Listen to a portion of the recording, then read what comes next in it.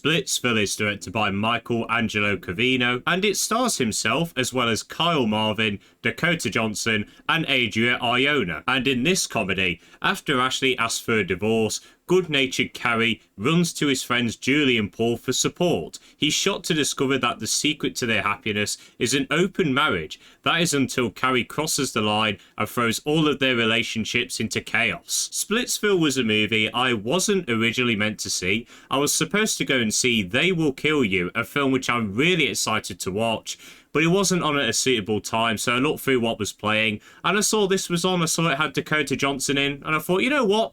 Why not? I went into this film completely blind. I had no idea what the plot was.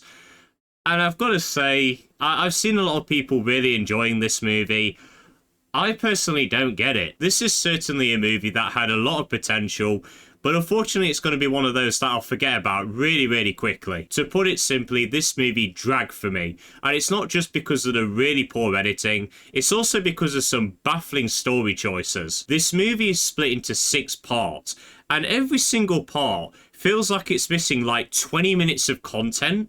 It's like they had a story and they just chopped out certain important moments from the film and just rolled with it. And it just made the movie feel so disjointed. In fact, when this movie ended, I was surprised. I thought we had another 20 minutes or so left. The credits just came on and I was like, what? What? It's the end of the movie? Also, for a comedy movie, this movie was not funny. There was like 2 jokes where I did a little nose sniff. Other than that, I can safely say I was very stoic throughout this. However, I don't think this movie is all bad. In fact, I do think it had so much potential. There is an attempt to make a commentary about non-monogamous and open relationships, and I think that has a lot of potential. They set it up really well at the start of this movie, and then it just delves into awful people doing awful things for 100 minutes, and that's the biggest problem with this film. Every single character is so unlikable, except for Carey, I believe that's how you say his name. But the trouble with him is that he was really, really annoying. I know he's supposed to be this really joyful and down-to-earth guy, but there's just something really wrong about his dialogue. He just came off so annoying. It's just like every time he spoke, I wanted to punch him in the face. And it's a real shame because this guy is the glue that holds this story together.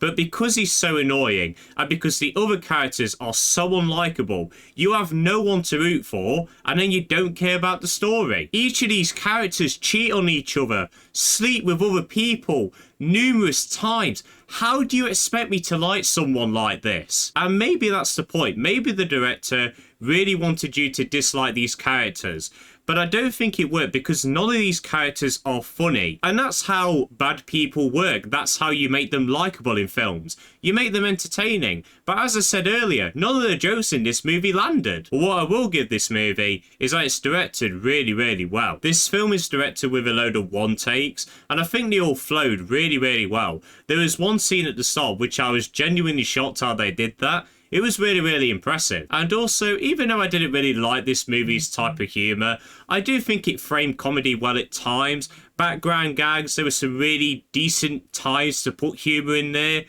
I don't know, I'm really reaching for positives. I also do think some of the acting was very solid in the film. It's clear everyone was having a good time making this movie. Adria Arjona and Kyle Marvin, those two were the best parts of this film for me. However, I don't think Dakota Johnson was that good in this film. She was just lacking a lot of the charisma that the character needed. So overall, despite the solid acting and some decent directing and a promising setup, Splitsville really did not do it for me. It's full of unlikable or annoying characters cheating on each other. It tries to be a commentary on non-monogamous relationships, but it doesn't do it well whatsoever, and the comedy just doesn't land. If you enjoy this movie, that's fantastic.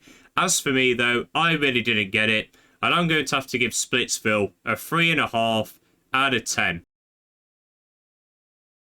And there we go, people. That was my review of Splitsville. If you have seen the film, do let me know your thoughts in the comments. Did you like it? Did you not? Were you split on it? Let me know. But I hope you all enjoyed this video. Have a good day, and see you later.